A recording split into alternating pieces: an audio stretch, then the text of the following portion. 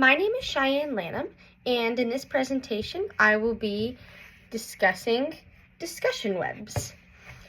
A discussion web is a visual tool that is used for students to analyze a topic by considering both sides of an issue before forming a conclusion.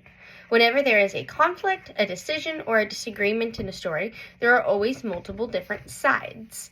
This is helpful for helping the student see more than one side of the story, to be less biased and to consider other people's opinions and ideas. Discussion maps are good for collaborative learning because they allow the students to build on each other's ideas and perspectives. These discussion maps can be used with one student. They can be used with partners or in small groups or as a whole class. So they're very diverse and you can use them in almost any subject. This is a discussion web.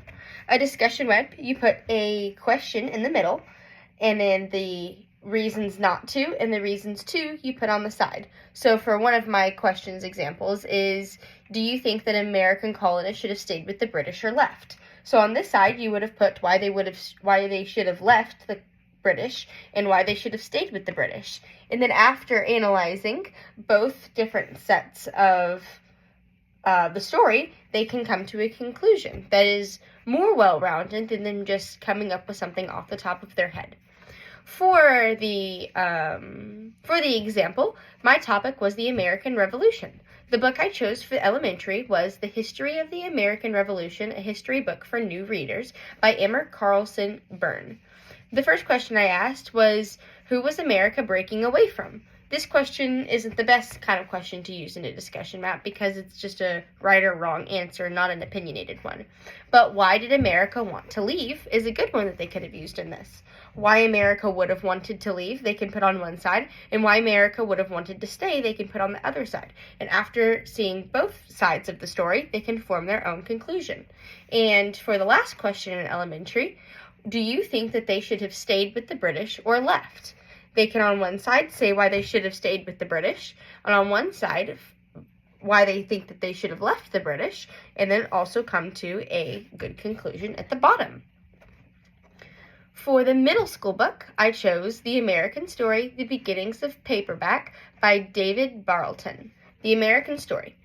The first question I asked is, how many American colonies were there? And again, this is a concrete question, not one that needs to be discussed, or not one that needs to be negotiated with. It's just a right or wrong. The second one was, what role did Christianity play in the founding of America? They can say the things that Christianity did help in founding, and what Christianity didn't help in founding. And then at the end, they can come to a conclusion of, these are the things that Christianity helped in founding America. And the last question is a great one for a discussion web. Do you think the founding fathers should have focused more on religion? They can put why they should have focused on religion and why they shouldn't have focused on religion.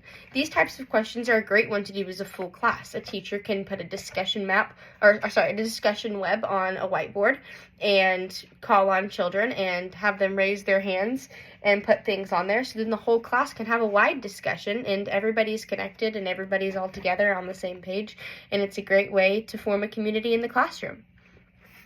The last book I chose is for high school, The American Revolution, Documents Decoded by Neil Gould. This was the ebook I chose, and you can find this ebook on Gale. The first question is, what types of military exploits happened during the American Revolution? This one they could maybe use a discussion web for, in which things that are military exploits and what things weren't military exploits, and discuss which was which and come to a conclusion. What brings people to the point where they are willing to spill blood for a cause? This one, I guess, almost any question you can plug into it somehow. You can reword the question to put in the middle and say what things are big enough deals that people would be willing to spill blood for a cause, and put things that aren't big enough deals and things that are big enough deals, all of course relating to the American Revolution, and then they can come to a conclusion of what things were the biggest deals and whether it was right to spill blood for the cause or not. And the last one was, do you think that the military exploits were right? On one side they can put why the military exploits were right, why they think the military exploits were wrong, and then again come to a conclusion.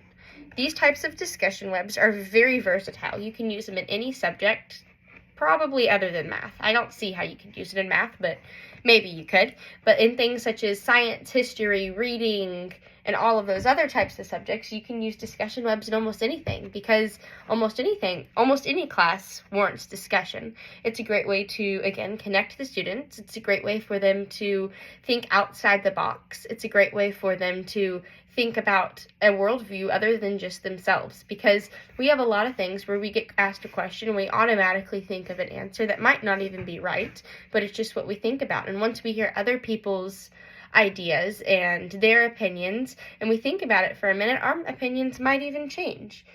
In conclusion, discussion webs are great for a lot of reasons. They're very versatile. They help the student in more ways than just academically, and they in general just train the brain to think from different perspectives, which is always good. Thank you for listening to my presentation.